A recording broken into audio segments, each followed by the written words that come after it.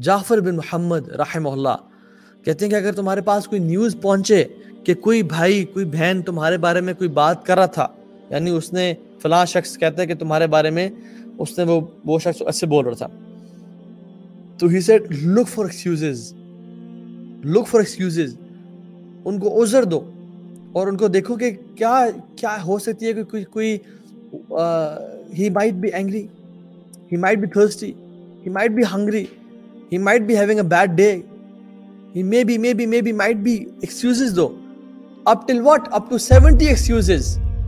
اور اگر تم 70 excuses بھی نہ ڈھونڈ سکو، ان میں سے کوئی ایک ایکسکیوز بھی ویلڈ نہ ہو، تو کہو اپنے آپ کو I think he has an excuse but I don't know about it.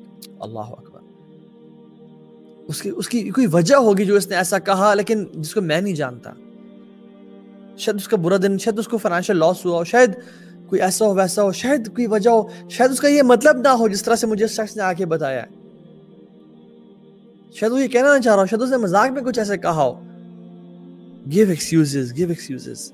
اور ہم لوگ کہتے ہیں کہ اگر کوئی شخص ایسا کہہ رہا ہے یا کوئی ایسا ہے تو یا اخی یعنی you are so naive, you are so weak and how could you do this. ہم لوگ ایسے کہتے ہیں.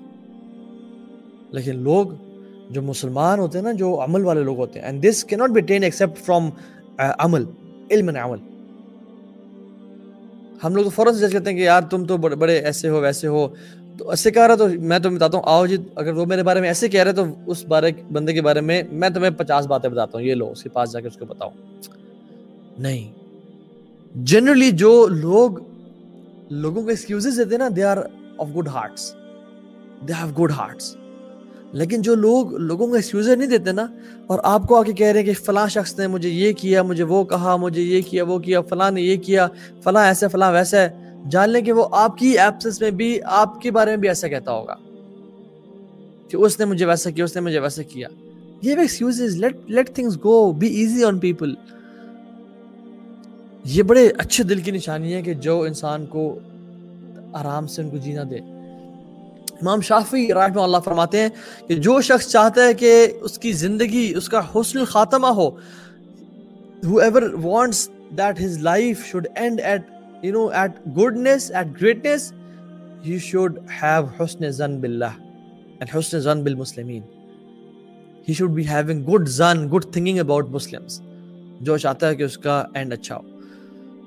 اب دیکھیے سبحان اللہ، انسان دیکھیں ظلم ذاتی انسان سے ہی ہوتی ہے نا. دیکھیں یہ زبان ہے، اس زبان اور یہ جو ہماری دانت ہیں بڑے قریب ہے نا، اور جو ہماری چیخ ہیں بھی بڑی قریب ہیں، تو اکثر دانت نہ زبان کو اور چیخ کو کاٹ لیتے ہیں. تو جو دو لوگ بڑے قریب ہوتے ہیں نا، آپس میں کھٹ پٹ ہو جاتی ہے. جو برتن آپس میں قریب پڑے ہیں وہ ٹکرا جاتے ہیں. That's not a problem.